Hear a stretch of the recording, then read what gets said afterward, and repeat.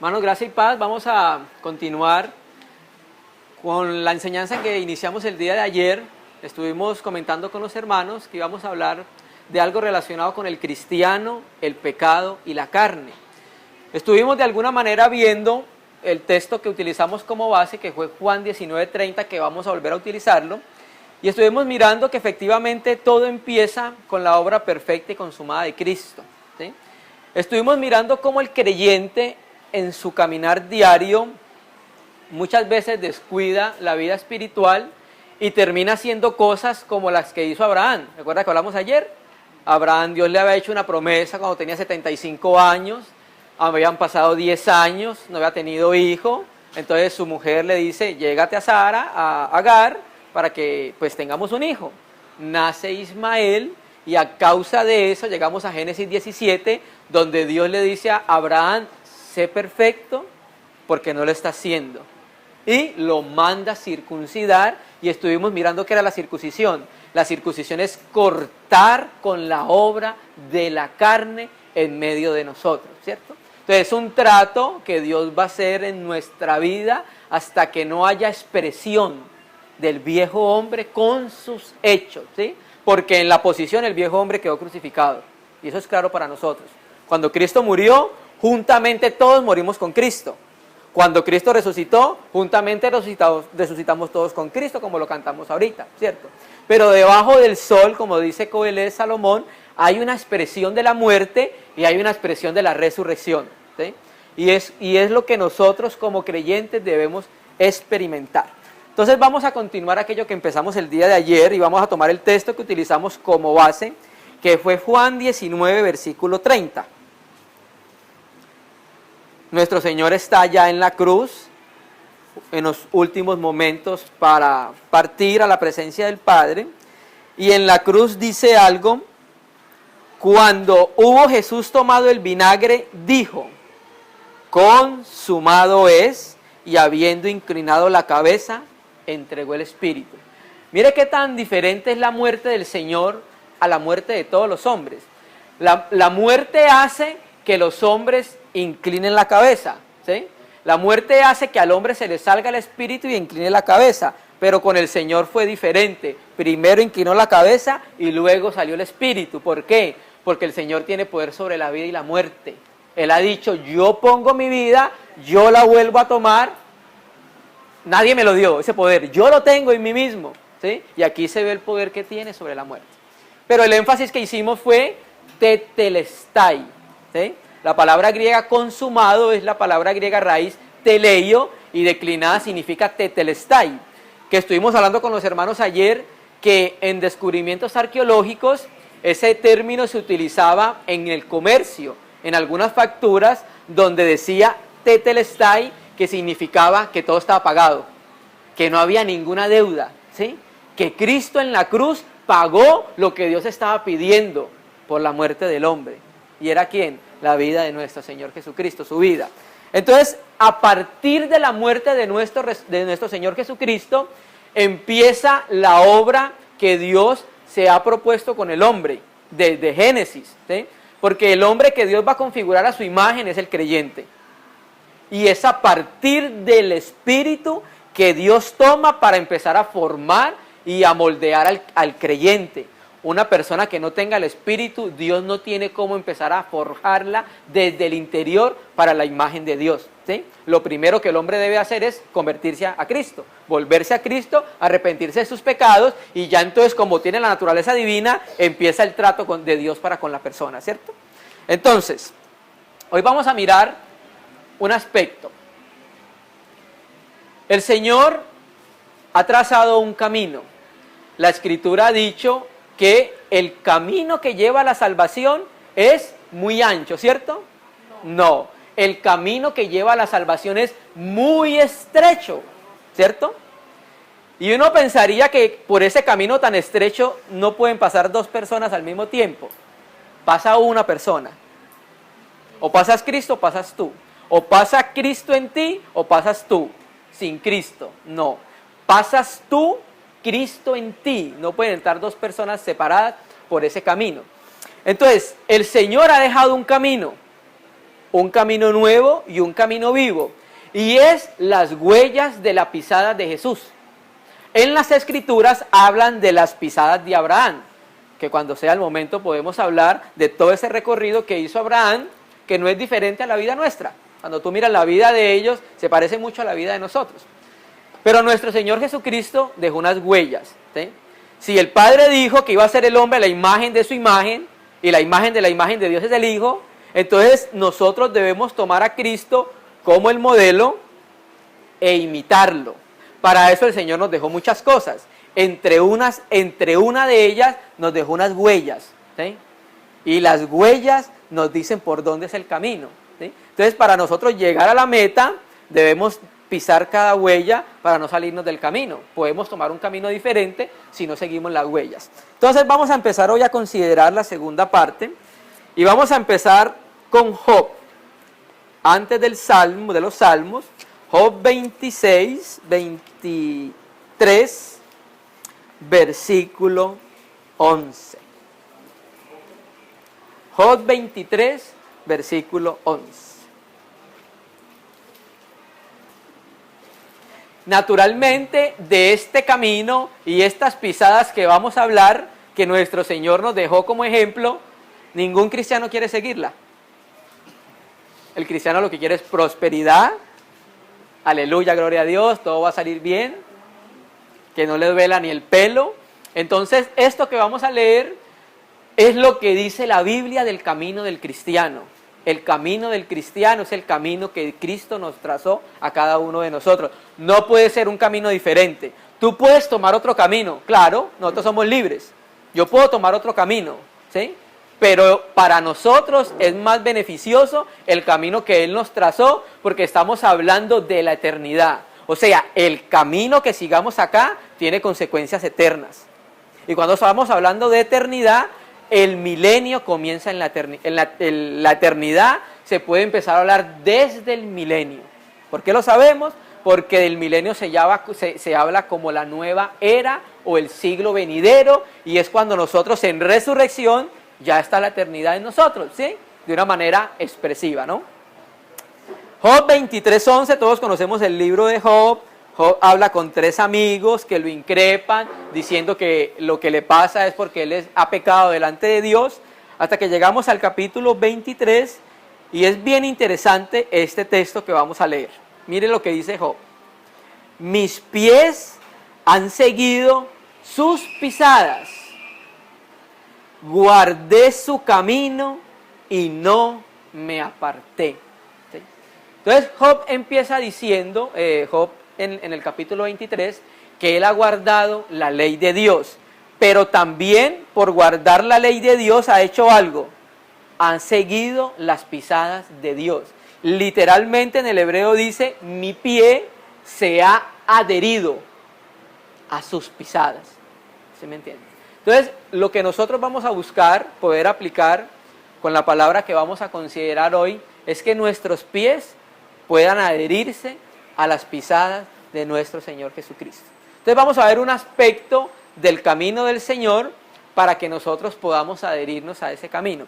Como siempre lo hemos dicho, nosotros somos libres, el Señor nos hizo libres, y nosotros podemos escoger ese camino o podemos escoger otro camino, el que nosotros creamos que debemos escoger. Pero para nosotros es más recomendable escoger el camino que Él trazó para nosotros. Vamos a primera de Pedro 2, versículo 1.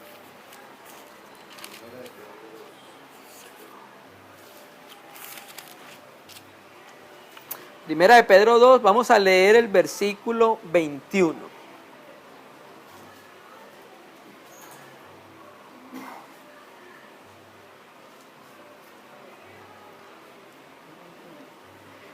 Primera de Pedro 2, versículo 21. Presta atención a los textos que vamos a leer. Pues para esto fuisteis llamados, porque también Cristo padeció por nosotros, dejándonos ejemplo para seguir sus pisadas. La palabra griega para ejemplo es hipogramón y significa un ejemplo grabado. ¿Sí?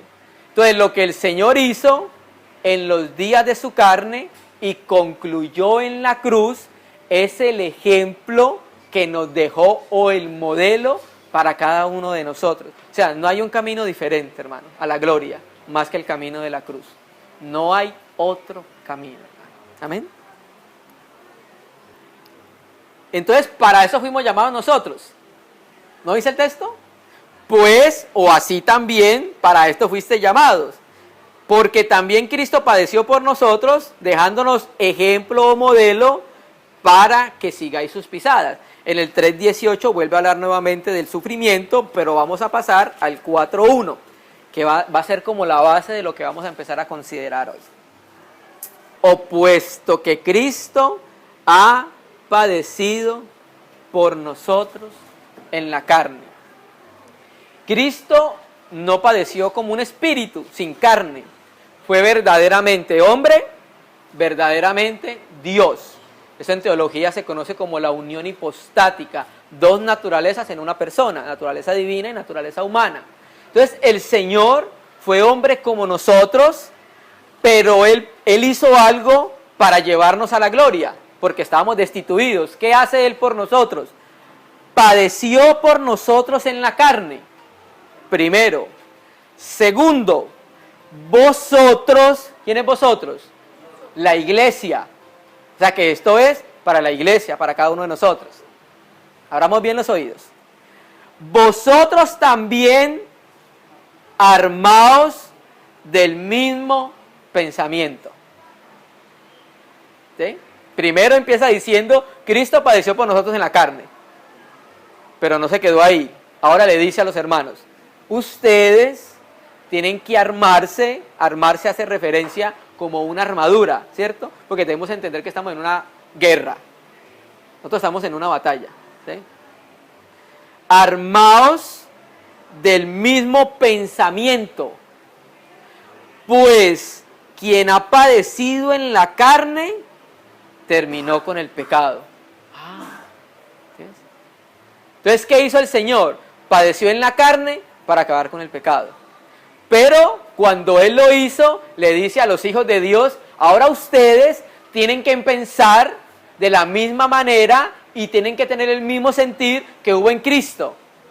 Que para acabar con el pecado hay que ¿qué? Hay que padecer. ¿Sí? El padecimiento acaba con la manifestación del pecado, que es la máxima expresión de la carne. ¿Sí? Entonces, como dijimos ayer, el hombre caído no quiere sufrir nada. Pero como en estos días hablamos en casa, en la localidad donde vivo, estuvimos hablando de que nosotros somos llevados a la rueda del alfarero. Y el alfarero tiene que trabajar en esa rueda porque nosotros somos unos vasos de barro. ¿Cierto? Todos nosotros, lo dice 2 Corintios y Romanos. Pero el vaso de barro tiene que quebrarse. Porque es la única manera que las personas y el mundo conozca que Cristo resucitó. Si el barro no se quiebra, no hay manera de expresión de Cristo. Porque estamos intactos y cualquier manifestación será la nuestra. Cuando hablamos, la gente nos conoce a nosotros. Cuando caminamos, la gente nos conoce a nosotros. Como vestimos, la gente no reconoce a Cristo. Como vivimos, la gente no reconoce a Cristo. Reconoces a nosotros. Y ahí no hay ganancia para el reino de Dios. No hay ninguna ganancia. Y los que son comerciantes lo saben, ¿cierto? No hay ninguna ganancia para el reino de Dios. Entonces, es necesario que se padezca por causa del reino de los cielos. Ahora, Dios no quiere que ponerte a sufrir. Esto lo dice el hermano Ni en su libro El carácter del obrero normal, me parece. Pero sí quiere que estemos dispuestos al sufrimiento por causa del reino de los cielos. Nosotros, el Señor nos dio el arrepentimiento, nos volvimos a Cristo, tenemos la fe del Señor. Pero por causa de tener fe y por causa de estar en la luz, inmediatamente va a haber una guerra contra las tinieblas. Automáticamente, porque ya tú eres luz, inmediatamente va a haber una guerra contra las tinieblas. Solo por el hecho de ser luz. ¿Qué dice el Señor? El Señor dice, sin causa me aborrecieron. ¿Qué hizo el Señor para que lo aborrecieran? ¿Trató mal a alguien? ¿Golpeó a alguien? ¿Mató a alguien? ¿Robó a alguien? ¿Miró a feo a alguien? No, ese es el misterio de la iniquidad. Que la luz por ser luz, las tinieblas la aborrecen, hermano.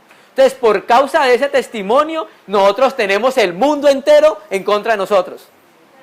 Entonces, hay que pagar un precio por ese testimonio de la vida de Cristo en nosotros. Tenemos al mundo en contra de nosotros, tenemos al diablo en contra de nosotros, tenemos a los ángeles en contra de nosotros, tenemos al mundo entero en contra de nosotros. ¿Por qué? Por la luz. ¿No dice la Escritura en Juan? La luz vino al mundo, ¿cierto? Pero los hombres amaron más las tinieblas que la luz. Pero también dice que las tinieblas no prevalecieron contra ella. O sea, esa es la lucha que hay. Porque naturalmente las tinieblas quieren oscurecer todo, ¿cierto? Puesto que Cristo ha padecido por vosotros en la carne, vosotros, nosotros, también armaos del mismo pensamiento, pues quien ha padecido en la carne terminó con el pecado. Ahora, ¿nuestro Señor Jesucristo tenía pecado o no tenía pecado? No. Entonces lo terminó ¿para quién? Para nosotros. Él no tenía nada de pecado, rastro de pecado, porque Él dice, viene el príncipe de este mundo y Él no tiene nada en mí. O sea que no había nada del diablo en el Señor, nada de pecado, nada de tinieblas y nada de oscuridad, ¿cierto? Entonces, el Señor Jesucristo termina con el pecado, pero ¿cómo termina con el pecado? Luchando contra el pecado a nuestro favor. Y después en Hebreos, como lo dijimos ayer, y esto lo vamos a decir siempre, todavía no hemos combatido hasta la sangre contra el pecado. Hermano, lastimosamente nosotros lo acariciamos mucho, el pecado en nuestra vida, ¿sí?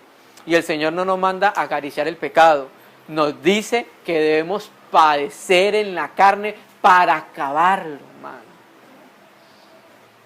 Tú alimentas el pecado, hermano, y eso se convierte en un monstruo. Vamos a sumar la escritura en Romanos 6, versículo 1.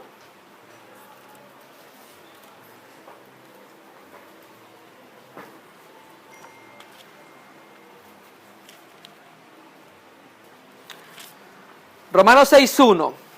¿Qué diremos? ¿Qué pues diremos? ¿Perseveraremos en el pecado para que la gracia abunde? Leíamos ayer que los hermanos en Galacia, Pablo les preguntaba, oye, ustedes comenzaron por el Espíritu, ahora se van a perfeccionar en la carne. ¿Sí? Decía la versión de la Biblia textual y el griego. ¿Perseveraremos en el pecado para que la gracia abunde o para que la gracia aumente? Verso 2. En ninguna manera, porque los que hemos muerto al pecado, ¿cuándo morimos al pecado? Cuando Cristo murió, morimos nosotros al pecado, hermano. Una de las cosas que más abrió el corazón y el entendimiento de Austin Spar fue reconocer la muerte con nuestro Señor Jesucristo en la cruz. Se metió en su cuarto y él decía que él predicaba, pero faltaba algo en la vida de él. Y no iba a salir de ese cuarto hasta que no viera qué faltaba en la vida de él como creyente. Y él decía que se puso a leer Romanos cuando ya siempre lo había leído y entendía lo que decía. Hasta que dice que vio que estaba muerto en la cruz. Estoy muerto, estoy muerto. Entonces el Señor dice que si ya morimos juntamente con Él porque estamos perseverando en Él. Parece una contradicción, ¿cierto? Cuando nosotros tenemos una conciencia de que estamos muertos al pecado, nosotros no podemos seguir en Él todavía. Porque el mundo antes era atrayente para nosotros. Todo lo que nos presentaba es como la estatua de Nabucodonosor, de oro, grandísima, y nos mantenía impresionados a toda hora con todo lo que nos presentaba. Pero cuando Cristo muere en la cruz y ahora su vida está en nosotros, el mundo no debe parecer oro para nosotros. No debe tener ningún atractivo para nosotros, hermano. En ninguna manera, porque los que hemos muerto al pecado, ¿cómo viviremos aún en él? ¿Cómo? Se pregunta Pablo. Si ya han muerto, pues ¿cómo vivimos en él? Volvamos a primera de Pedro 4, donde estamos. Primera de Pedro 4, el versículo 2 nos quedamos.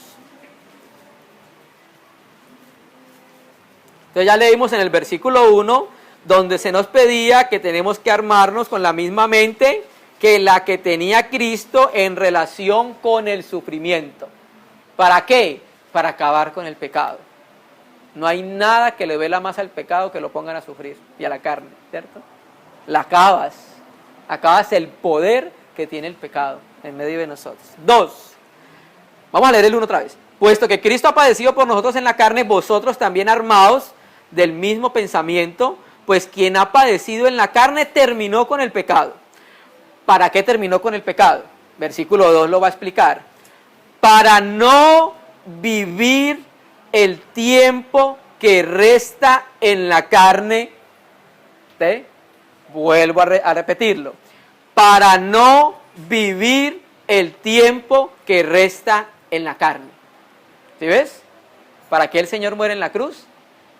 Para que nosotros, el tiempo que nos resta de vida, hasta que nos llame a su presencia, no vivamos ya en la carne. Vivir para Él, por Él y en Él. Para no vivir el tiempo que resta en la carne conforme a las concupiscencias de los hombres, sino que conforme a la voluntad de Dios. Entonces las concupiscencias de los hombres es la voluntad del hombre. La voluntad del hombre es la concupiscencia del pecado. Pero el Señor llamó un pueblo, una raza aparte, para que esa raza, ¿qué haga? Se someta a la voluntad del Creador.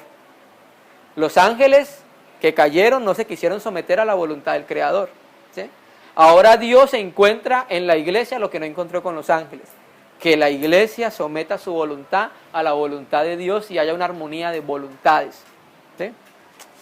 Para no vivir el tiempo que resta en la carne conforme a las concupiscencias de los hombres, sino conforme a la voluntad de Dios. Vamos a sumar la escritura, 2 de Corintios 5. Vamos a leer el verso, ya le decimos cuál es el verso, versículo 15, que habla de lo mismo. La suma de tu palabra es verdad. 2 de Corintios 5, vamos a leer del versículo 15. Versículo 15. Y por todos murió. Volvemos a Tetelestai, consumado él, en la cruz. Y por todos murió para que los que viven ya no vivan para sí. O sea, que los que viven el tiempo que resta en la carne ya no vivan para sí, ¿sí? Antes de que fuésemos llamados al redil de nuestro Señor, nosotros vivíamos para sí. Nos complacíamos a nosotros, nos consentíamos a nosotros, vivíamos por nosotros, pensábamos en nosotros, ¿sí? Eso se llama idolatría.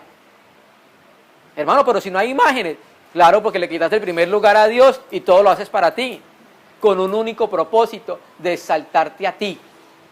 Eso se llama idolatría, ¿sí? Porque hay que vivir es para Él. Nosotros, nuestros caminos deben ser guiados hacia Él. Y cada pisada que nosotros demos debe llevar a que el nombre del Hijo de Dios pueda ser glorificado en nuestras vidas. Y por todos murió, para que los que viven ya no vivan para sí, sino para aquel que murió y resucitó por ellos. ¿Ves?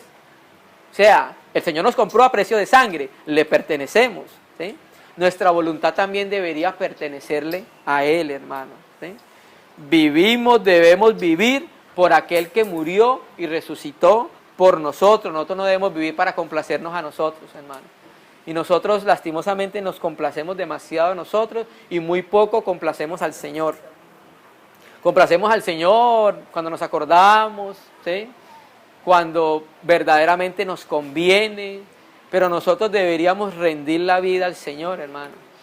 Entregarle nuestro corazón, nuestra casa, nuestros hijos, nuestras esposas, nuestro dinero, nuestro hogar. ¿No es todo de Él? Bueno, entonces ¿por qué no se lo hemos entregado? si todo es de Él. Ayúdanos, Señor.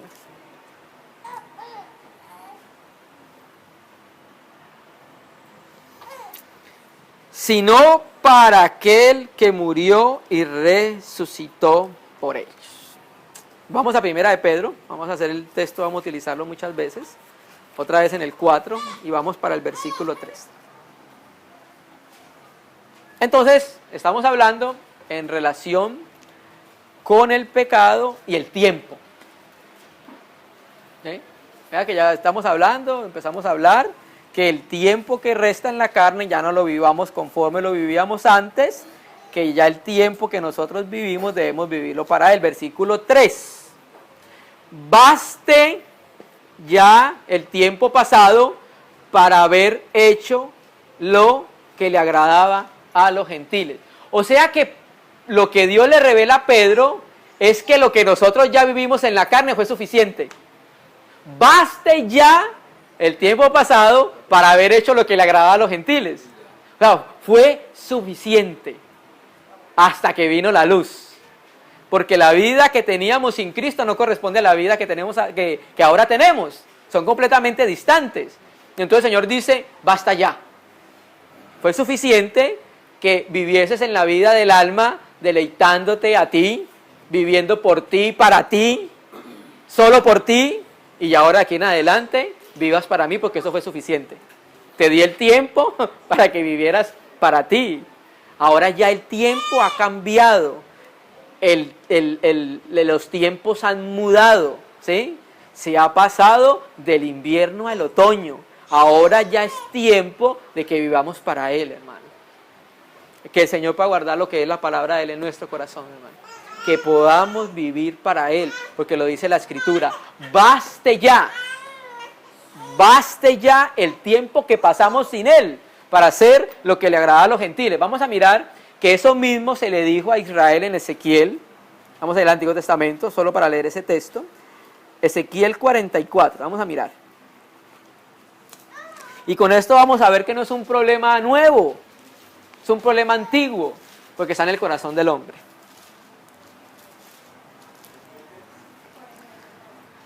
Ezequiel 44, versículo 6. Ezequiel 44, versículo 6.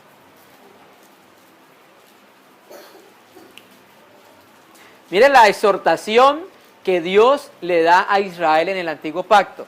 Y por esa exhortación vamos a ver que no es algo muy diferente que la exhortación que Dios le da a la iglesia. 6. Y dirás a los rebeldes a la casa de Israel. ¿Qué era la casa de Israel? El pueblo escogido de Dios. ¿Qué es la iglesia? El pueblo escogido de Dios. Di a la casa de Israel, así ha dicho Yahvé Adonai. Basta ya de todas vuestras abominaciones, oh casa de Israel. Basta ya el tiempo pasado para hacer lo que le agrada a los gentiles. Basta ya que vivamos agradándonos en todo momento y buscando nuestro bienestar, nuestro beneficio, nuestra satisfacción, y no pensamos ni en el beneficio de Dios, ni en la satisfacción de Dios, ni en la gloria de Dios. Eso es un asunto en la mente. Recuerda que lo leímos armados del mismo pensamiento, ¿sí? Eso es un asunto que Dios debe renovar, Dios va a renovar nuestra manera de pensar, pero eso depende de nosotros. El trabajo de Dios va hasta donde tú digas. Señor, yo solo quiero una podada. Bueno, el Señor no te va a podar 2, te poda una. ¿Cierto que sí? Yo quiero 3 podadas. Bueno, Señor, yo quiero podadas todos los días. Bueno, podadas todos los días, ¿cierto? Mayor carne, más podadas. Más espíritu, menor podada, ¿cierto?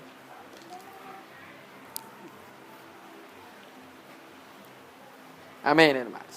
Entonces, volvamos a Pedro 1:4, que va a ser el texto base, y en el segundo verso, para no vivir el tiempo que resta en la carne. Vamos a mirar una figura en el primer pacto, en el libro de Génesis, como ya, aunque también habían personas llamadas de Dios que vivían todavía como si vivieran sin Cristo, también había hermanos en la antigüedad que vivían la vida de Dios y vivían por Dios. Vamos a ir a Génesis, hermano. Génesis 5. Amén. Génesis 5, versículo 18. Yo sé que la genealogía no son muy bonitas para leer, ¿cierto? El fin de las genealogías es dar a conocer el linaje de nuestro Señor Jesucristo. Y también mirar en estos aspectos de esta genealogía el proceso que Dios ha hecho con los hombres. Los hombres se engendraban, los hombres morían. Esa era la cronología de la genealogía de capítulo 5. Vivían, engendraban, morían, ¿cierto? Vivían, engendraban y morían. Bueno. Génesis 5:18. Vivió Jared 162 años y engendró a Enoc. Vivió Jared después que engendró a Enoc 800 años y engendró hijos e hijas. Y fueron todos los días de Jared 962 años y murió. Vivió, engendró, vivió y murió. Bueno, vamos a llegar a Enoc. 21. Vivió Enoc 65 años y engendró a Matusalén. Matusalén es el último de los patriarcas que muere cuando viene el diluvio. Matusalén significa más o menos en etimología hebrea, cuando él muera, eso será enviado. O sea, cuando muriera Matusalén, el diluvio iba a venir porque ya han muerto la mayoría de estos patriarcas. Póngale cuidado, la diferencia de Enoc con el resto de la genealogía de Génesis 5. El resto vivió, engendró, vivió y murió. Enoc no. Vivió Enoc 65 años, engendró a Matusalén. Debería seguir la consecuencia que seguiría como vivió y murió. Y mire que lo que dice, le quitó el vivió y murió y colocó y caminó. La palabra hebrea halak significa ir con alguien de la mano hacia adelante. Caminó Enoc con Dios después que engendró a Matusalén. O sea, que lo que vivía en la carne ya no lo vivía para él, sino para él. O sea, no vivía para él, para Matusalén, para Enoc, sino que vivía para Dios. Y caminó de la mano con Dios, y caminó de la mano con Dios que se volvió la habitación de Dios. Y caminó tanto con Dios que Dios se lo llevó. Ya no vio la muerte. Quiero estar con él, ya, ¿cierto? Y Enoc caminó con Dios después que engendró a Matusalén 300 años y engendró hijos e hijas. Y nosotros nos quejamos de caminar 70 años con Dios. No, hermano. Este hombre caminó 300 años, día y noche con su Señor. Y se volvió a la habitación de Dios. Y Dios encontró reposo y satisfacción en Enoc. ¿Recuerda que hablamos ayer del reposo? Dios reposó, pero no porque se canse. Ay, no, ya fue el 7º día. No, tengo que descansar un día más para volver a arrancar. No, descansó porque halló satisfacción. Reposó en Enoc porque halló satisfacción. Una habitación donde reposar, donde identificarse con él, ¿cierto? Y caminó Enoc con Dios después que engendró a Matusalén 300 años y engendró hijos e hijas. Y fueron todos los días de Enoc 365 años. Caminó pues Enoc con Dios, nuevamente el Espíritu Santo lo vuelve a repetir, para que lo que vivamos ahora y lo que caminemos ya no sea en la carne, sino en la voluntad del Hijo de Dios. Hermanos, es que no se puede. ¿Cómo que no se puede? Si estamos hablando de hombres sobre los cuales el Espíritu Santo no se había sellado en ellos. El Espíritu está en habitación permanente en nosotros. Caminó pues Enoc con Dios y desapareció. La Biblia textual dice lo arrebató. Porque le llevó Dios. Entonces mira que Enoc, que significa iniciado, iluminado, sale de la lista de la muerte. No está en la muerte. No aparece. Todos murieron, pero Enoc no muere. ¿Se me entiende? Sí, pero el testimonio de la Biblia no lo dice, hermana. Eso sería una interpretación en base al silencio. Aunque hay que mirar Hebreos 11, pero aquí lo que dice fue que Dios lo llevó. Sí. Sí, algunos dicen, claro, sí, pero ahí cuando lo dice la Biblia no podíamos asegurarlo. O de pronto al menos no lo hemos visto nosotros y de pronto otro hermano sí lo haya visto, hermano. Amén. Siempre estamos abiertos a eso. porque la verdad nosotros estamos conociendo, todos nosotros estamos aprendiendo, ¿cierto? Bueno, amén. Caminó pues Enoc con Dios y desapareció porque le llevó Dios. Entonces aquí vimos con Enoc que no vivir en la carne el tiempo que resta. ¿Qué fue lo que hizo Enoc? Caminó con Dios, no vivió en la carne, vivió con Él, por Él y para Él. Tanto le agradó que caminó con Dios que se lo llevó, ¿cierto? A su presencia. Vamos a ver otro testimonio en Primera de Samuel. Vamos a ver a Samuel. Primera de Samuel 12. Vamos al capítulo 12. Vamos a leer el versículo 1 para mirar el contexto, ¿cierto? En el tiempo de Samuel es que empieza a darse la monarquía, los reyes en Israel. Antes eran gobernados por jueces. Y el pueblo de Israel pidió algo. Samuel, vamos a parafrasear. Queremos un rey como todas las naciones que podamos ver y tocar. Porque ya no queremos el rey invisible que tenemos. Eso es lo que pidieron los hebreos. Y Samuel se desagradó de lo que pidió porque Yahvé era el rey, ¿sí? Porque a los israelitas, las naciones paganas del entorno, se burlaban de ellos diciendo, los que tienen un Dios, el Dios invisible. Porque todas las naciones adoraban muñequitos, todas tenían sus muñequitos, pero los israelitas no tenían ninguna imagen. Entonces se burlaban de ellos diciendo, estos los que adoran el Dios que no se ve, ¿cierto?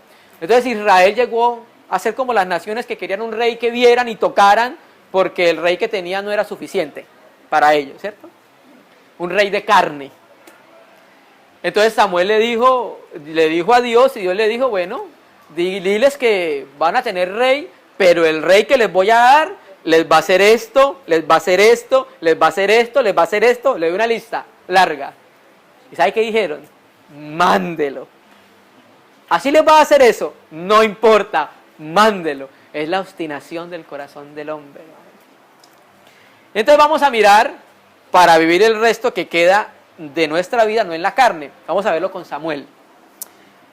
Dijo Samuel a todo Israel, he aquí yo he oído vuestra voz en cuanto a todo lo que me habéis dicho y os he puesto rey. Ahora pues, he aquí vuestro rey va delante de vosotros. Yo ya soy viejo y lleno de canas, pero mis hijos estarán con vosotros y yo he andado delante de vosotros desde mi juventud hasta este día. O sea que los israelitas conocían el testimonio de Samuel. Desde su juventud, desde el llamamiento de Dios. Ustedes conocen el llamamiento de Dios a Samuel siendo un niño. Desde ese momento Israel todo conocía la vida de Samuel. Y dice el verso 3, aquí estoy, atestiguá contra mí delante de Yahvé y delante de su ungido. ¿Este ungido quién es? Es el Hijo. ¿Sí? Si he tomado el buey de alguno, si he tomado el asno de alguno, si he calumniado a alguien, si he agraviado a alguno, o si de alguien he tomado cohecho para cegar mis ojos con él, y os lo restituiré. Entonces, ¿qué le está diciendo Samuel? Bueno, ustedes conocen mi testimonio. Si yo no he dado un testimonio claro de Dios en medio de Israel, en medio del puesto que me dio, entonces es el momento de que me lo digan delante del Señor, delante de su ungido, delante del rey. ¿Qué dice el pueblo? 5. Entonces dijeron, nunca nos has calumniado, ni agravado, ni has tomado algo de mano de ningún hombre. ¿Qué es esta vida? Es una vida que va conforme a la vida de Dios. Una vida tan transparente que todo el mundo la puede ver. Y no solamente la puede ver que está en luz. ¿Sí? Y puede dar testimonio de ese hombre. Como por ejemplo el caso de Eliseo con la tsunamita. Ella invitaba a almorzar a Eliseo y entonces la mujer le decía al esposo, oye, ¿sabes qué? Ese que viene a almorzar todos los días a nuestra casa, yo creo que ese es un varón de Dios. ¿Sí me entiendes? sin una palabra, ella alcanzó a percibir el testimonio de la vida de Dios en él. ¿Sí me entiende? ¿Qué es eso? Vivir el tiempo que resta no en la carne. O sea que ya hay testimonio de hermanos en los cuales Dios trabajó desde la antigüedad. ¿Cuánto no mayor razón en la iglesia, que es depositaria de la muerte y vida y resurrección de nuestro Señor Jesucristo? Ahora vamos a mirar un caso en el cual es lo contrario. No se vivió el tiempo que resta en Cristo, sino en la carne, hermano. Y vamos a tomar unos hermanos como ejemplo del Nuevo Testamento. Vamos a ir a Hechos de los Apóstoles.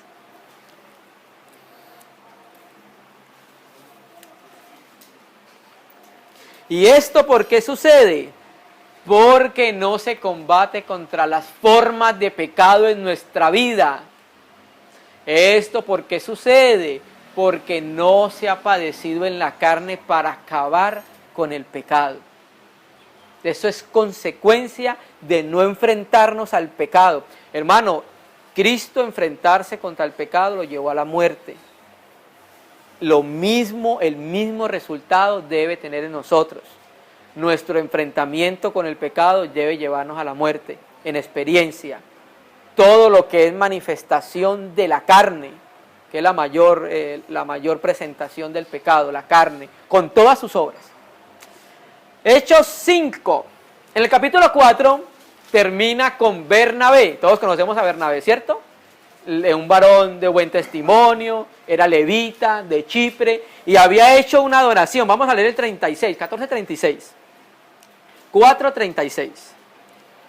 Entonces José, a quien los apóstoles pusieron por sobrenombre Bernabé, que traducido es hijo de consolación, levita natural de Chipre, y como tenía una heredad, la vendió y trajo el precio y lo puso a los pies de los apóstoles. Así termina el capítulo 4 de Hechos de los Apóstoles. El capítulo 5 empieza, pero es como cuando Dios hace a Adán y a Eva en Génesis 2 y termina todo con la creación, con el río de la vida que fluye, ¿cierto? Y el capítulo 3, pero la serpiente, ¿sí? Aquí terminó todo muy bien, pero cierto hombre llamado Ananías, con Zafira su mujer, vendió una heredad y sustrajo del precio, sabiéndolo también su mujer, y trayendo solo una parte, la puso a los pies de los apóstoles. ¿Sí? Entonces, claro, como Bernabé había dado una heredad, y entonces Ananías y Zafira lo vieron, y vieron que todo el mundo reconocía el buen testimonio de Bernabé, entonces vamos a hacer lo mismo, vamos a vender una heredad para que nos reconozcan también que somos dadivosos, ¿cierto que sí? Entonces fue y la vendió, pero pasó algo, y es lo que dice el texto. 2, sustrajo.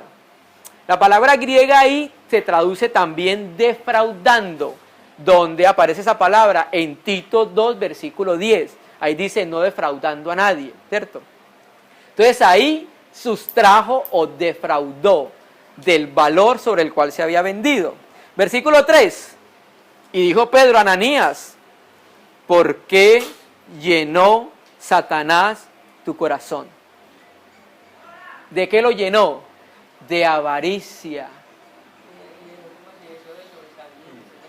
De avaricia, de querer reconocimiento, de que lo conocieran como alguien bien piadoso, que él sí en la casa de Dios. ¿Es malo colaborar económicamente en la casa de Dios? No.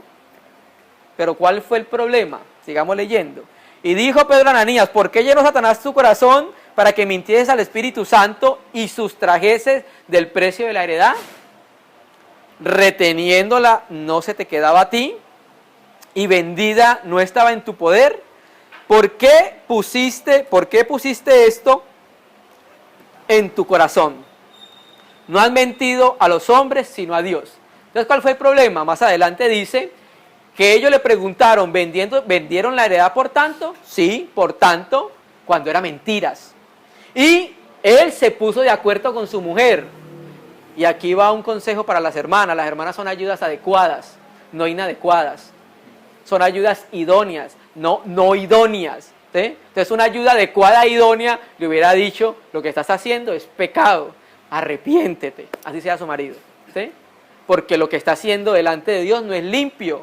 Y él pensaba que Dios no lo estaba viendo. Entonces, ¿qué hace Dios? Se lo reveló a Pedro. Está diciendo mentiras. No tiene el mismo corazón que Bernabé. Es un corazón diferente, ¿cierto? Amén. Y el versículo 5. Al oír Ananías estas palabras, ¿qué pasó? Cayó y expiró, y vino un gran temor sobre todos los que lo oyeron. ¿Sí? Entonces, no es solamente un aspecto económico lo que queremos nosotros notar acá. Es un aspecto que muchas veces nosotros creemos que le hemos dado todo al Señor cuando hay cosas que nos retenemos. ¿Sí? No, yo le he dado todo mi tiempo al Señor. Y cuando miramos, no sales de Facebook, mano. Y no es el tiempo del Señor. ¿Eh? ¿Cierto que sí? Y el tiempo es del Señor. Y si es del Señor, ¿por qué se lo estás dando al mundo? ¿Sí? Ajá. Mi corazón y mis ojos son para el Señor. Y si tu corazón y tus ojos son para el Señor, entonces ¿qué haces viendo eso? ¿Sí? Entonces, hay veces queremos mostrar que le hemos dado todo al Señor cuando estamos defraudando. No es cierto. Hermano, nosotros nos podemos engañar a nosotros. ¿Sí? ¿Cierto que sí? Nosotros nos podemos engañar de muchas maneras, pero al Señor nadie lo puede engañar. Y en algún momento hace manifiesto aquello que está siendo oculto en la vida de cada uno de nosotros. Porque Dios no puede ser burlado. ¿Cierto que sí? Al oírlo entonces Ananías, estas palabras cayó y expiró, y vino un gran temor sobre todos los que lo oyeron. Más adelante entonces cuenta que entra la mujer y pasa lo mismo. Eso es un juicio de Dios en la carne sobre estos hermanos. Juicio en la carne de Dios sobre estos hermanos. Hermano, ¿cómo dices eso? Pues claro, no dice la Escritura en 1 Corintios 11 que el que va a participar del pan y del vino tiene que examinarse, porque si comes el pan indignamente, ¿qué dice? Unos están enfermos, otros debilitados y otros ¿qué? Duermen. Duermen, o sea, mueren a causa de juicios que Dios hace en la carne de las personas. ¿Sí? ¿Ustedes recuerdan el caso de 1 Corintios 5 del hombre que se acostó con la mujer de su papá? Y dice la Escritura por Pablo, entréguelo a Satanás para destrucción de la carne. Tremendo, ¿cierto? Entonces vamos a mirar otro aspecto en Efesios. Entonces recuerda que nosotros debemos padecer el tiempo que resta, no vivirlo en la carne, ¿sí? En todas las expresiones de la carne. De pronto, en estos días vamos a leerlas, de pronto, para que quede un poco más claro. Efesios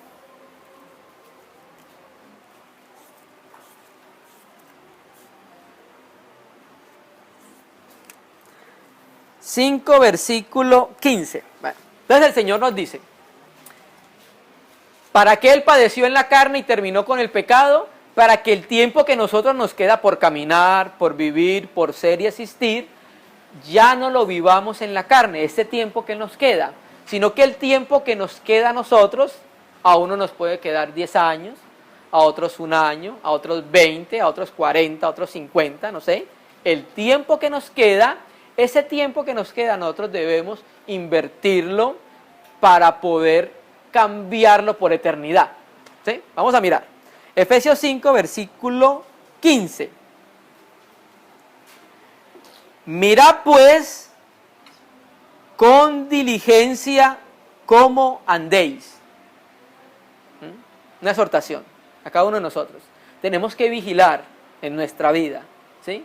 Nos ayuda nuestra esposa y el testimonio que el Señor nos ha dado a cada uno de nosotros. Miremos pues con diligencia cómo andemos, no como necios, sino como sabios.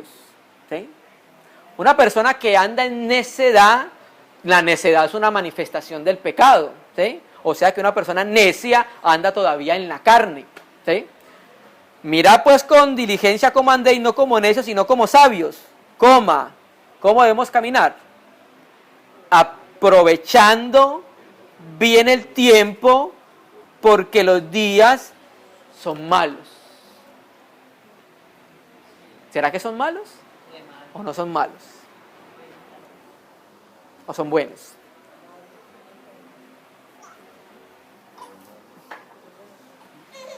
Malos en el sentido que este mundo está en tinieblas.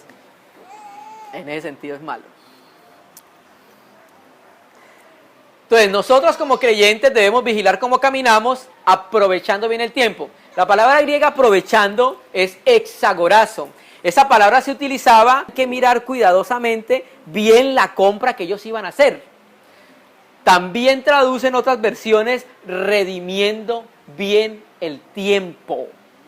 Porque recuerde que estamos hablando que el Señor padeció en la carne para terminar por el pecado, para que el tiempo que resta no lo vivamos en la carne, sino en la fe del Hijo de Dios. Entonces, una de las cosas que Dios nos dice del tiempo es que tenemos que redimirlos.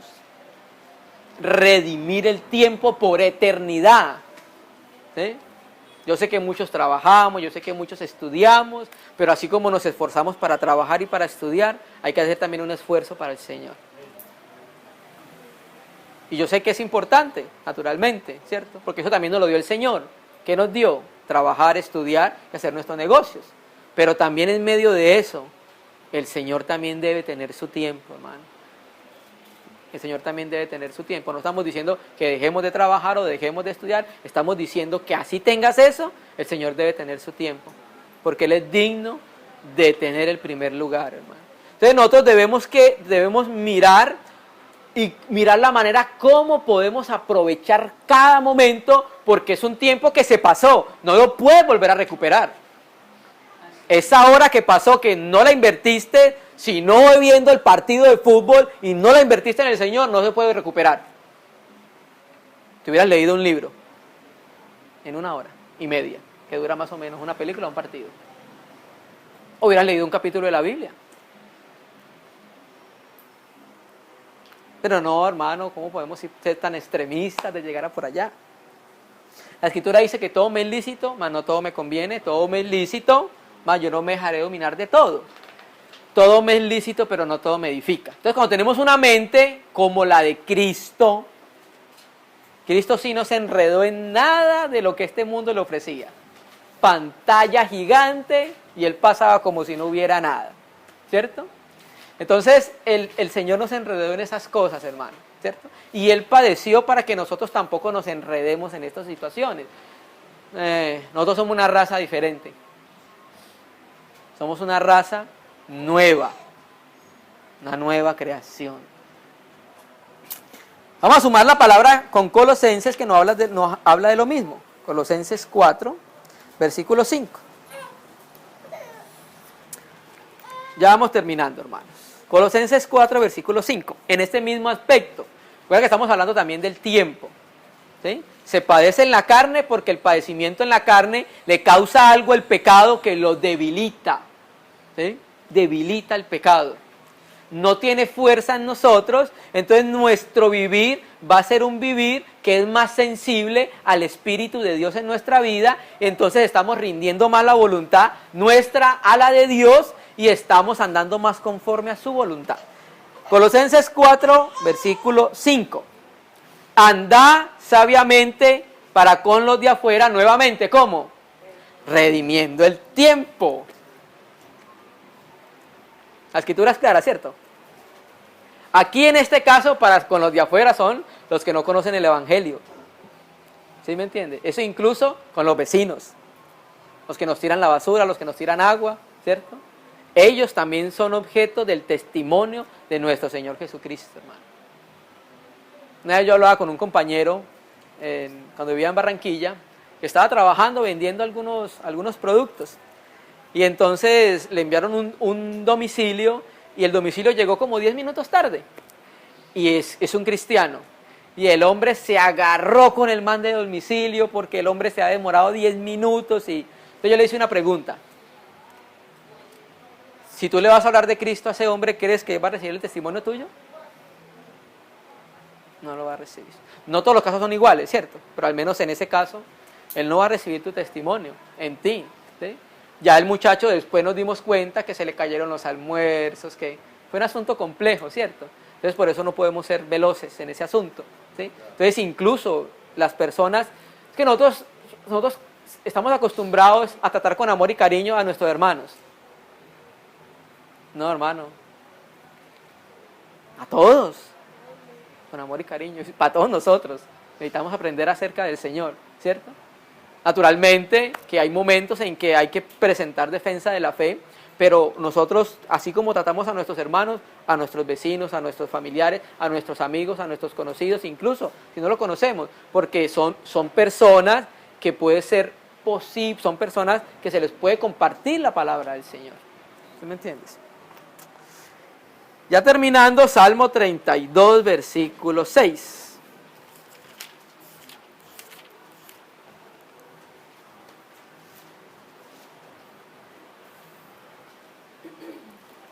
Salmo 32, versículo 6. Entonces ya tenemos que redimir el tiempo, invertirlo en cosas de carácter espiritual.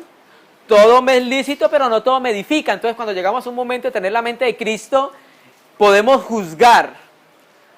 Esto me edifica, porque esto me va a aportar en conocer a nuestro Señor Jesucristo, ¿sí? O esto no me edifica porque no me va a aportar nada a mi vida espiritual. Lo que va a hacer esto es que va a aumentar el peso de mi carne. Y agrietar la casa, porque la casa cuando más peso tiene, empiezan a hacerse grietas. Y las grietas vienen por el peso del pecado en la vida, ¿cierto? Salmo 32, 6, un consejo para los hermanos. ¿En qué debemos redimir el tiempo? Por esto orará a ti todo santo, en el tiempo en que pueda ser hallado. Entonces hay un ejercicio, hablamos anoche de él, para ser hombre y mujer de oración. ¿Qué tenemos que hacer? Empiece orando, ¿sí? Y es beneficioso para nosotros porque la Escritura muestra que nosotros tenemos, cuando tenemos una vida de oración sana, tenemos una comunión clara con el Señor y con nuestros hermanos. Un cristiano sin oración es como un carro sin gasolina, hermano. Se le apaga y no sirve. ¿Por qué, hermano? Porque es que nosotros en nuestro diario vivir nos enfrentamos a muchas situaciones. Diferentes situaciones, trabajadores, compañeros de trabajo, con nuestros hijos, con nuestros esposos, en la universidad, o sea, con personas en la calle. Entonces, la oración en nuestra vida nos da comunión con el Señor, estamos en comunión constante con el Señor, ¿cierto? Y nos ayuda a enfrentarnos a muchas situaciones y verlo de una manera como diferente, ¿cierto? Estamos constantemente en comunión con el Señor. Cuando nos hablan de una manera que no se debe, de alguna manera sabemos cómo podemos responder a esa situación, porque hay una comunión clara con el Señor y hay un discernimiento por esa comunión que tenemos con el Señor. Pero un cristiano sin oración, y más, hermano, un hermano que comparte la palabra sin oración, sin gasolina. 1 Timoteo 4:13, ya vamos terminando. 1 Timoteo 4, versículo 13.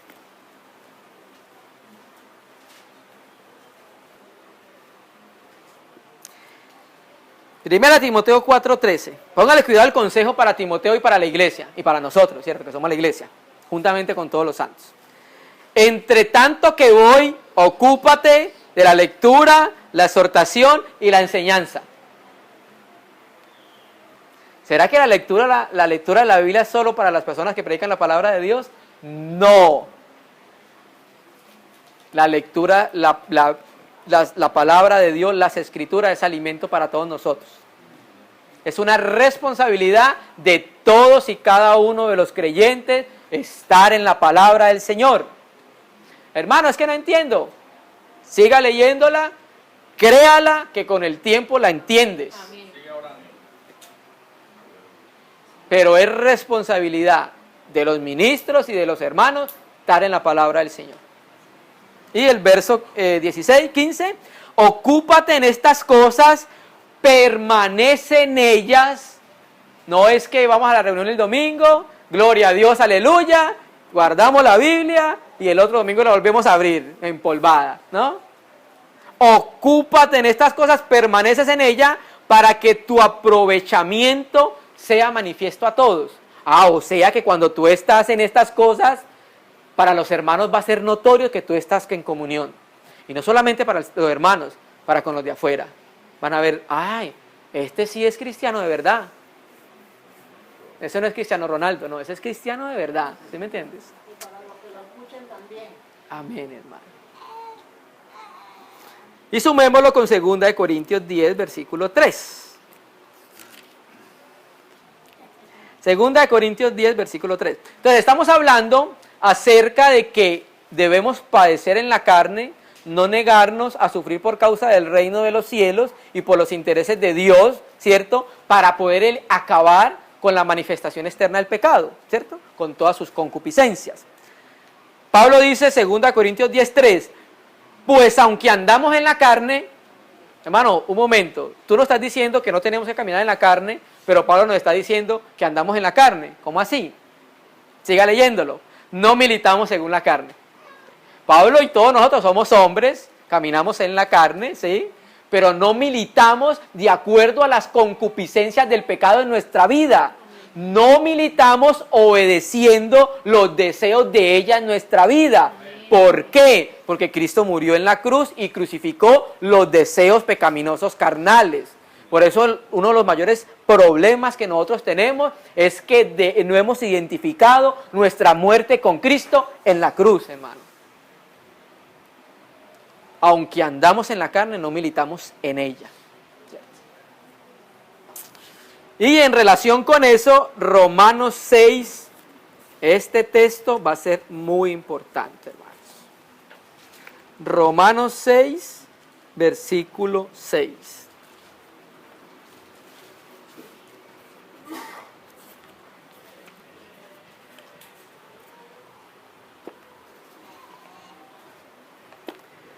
Romanos 6, versículo 6. Creemos que leemos tantos textos de la Escritura porque es más seguro para los hermanos que lo que nosotros podamos decir de ella, más bien lo que dice la Escritura. Romanos 6, 6. Sabiendo esto, ya lo sabemos, el Señor nos lo repite, algo real en nosotros, que nuestro viejo hombre fue crucificado juntamente con él. ¿Para qué? Para que el cuerpo del pecado sea destruido a fin de que no sirvamos más al pecado. Ahí la Biblia textual creo que tiene una de las mejores traducciones en ese texto, cuando dice no que el pecado sea destruido, sino que sea desactivado. Allá lo pueden confirmar que lo tiene el hermano. Para que el poder del pecado fuera inutilizado o desactivado en nuestra vida. ¿Cómo sucedió eso? Por la muerte de Cristo en la cruz. Buena. Desactivar el poder del pecado en la vida del creyente.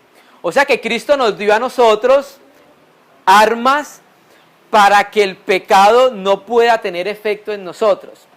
¿Por qué tiene efecto el pecado en nosotros? Por nosotros, no por Cristo. Hizo todo lo necesario para que el pecado no operara en nosotros, hermano. Hizo todo lo que era necesario hacer para que el pecado no cobrara fuerza en nosotros y avanzara en nosotros, ¿cierto? Volvamos a leerlo. Sabiendo esto, que nuestro viejo hombre fue crucificado juntamente con él, para que el cuerpo del pecado sea desactivado. ¿Desactivado para qué? A fin de que no sirvamos más al pecado. ¿Sí? Nosotros, el Señor nos manda a que le sirvamos en espíritu y en verdad, en espíritu y en realidad. El Señor no nos compró para que le sirvamos al pecado, hermano. Eso es una ofensa para nuestro Señor, hermano. Y creo que muchos de nosotros tenemos que pedirle perdón al Señor por eso. Porque Él nos compró, es para servirle a Él, no para que le sirvamos al pecado. El pecado no nos trajo sino muerte, hermano. ¿Cómo vamos a seguir sirviéndole a Él, hermano? Ahora, terminemos con un texto. Aunque estas cosas que están en las Escrituras solo se consiguen permaneciendo en el Señor, y es algo que solo Dios puede hacer en nuestra vida. Vamos a leer el texto que es Salmo 17 y con eso terminamos, hermano. Salmo 17, versículo 5. Sí, hermano. Entonces recuerda que estamos hablando del tiempo, del camino, para caminar el tiempo que queda no en la carne, para que el tiempo que nos resta lo vivamos para Él, como Enoc, 300 años con el Señor, para arriba y para abajo, para todos lados se lo llevaba. Salmo 17, versículo 5.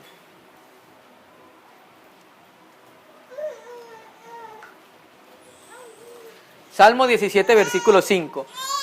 Sustenta mis pasos en tus caminos, para que mis pies no resbalen. Recuerda que empezamos diciendo que hay unas pisadas de Jesús. ¿Sí? Él puede sustentar nuestro camino para que cuando vayamos pisando sus pisadas, nuestros pies no se salgan de ahí. Él puede hacer que sigamos ese camino, esas mismas pisadas de Él, ¿cierto? Pero ¿quién lo hace? Sustenta tú nuestros pasos. Nadie puede hacerlo sin Cristo. El que crea que lo puede hacer, lo más probable es que salga del camino y se vaya por el camino ancho, que no es el camino que Dios trazó para nosotros. Sustenta mis pasos en tus caminos para que mis pies no resbalen. Se lo puede hacer, Dios lo puede hacer en nuestra vida. Hay que abrir un poco más el corazón, hermano, al Señor. Vamos a orar al Señor, hermano. Vamos a agradecerle.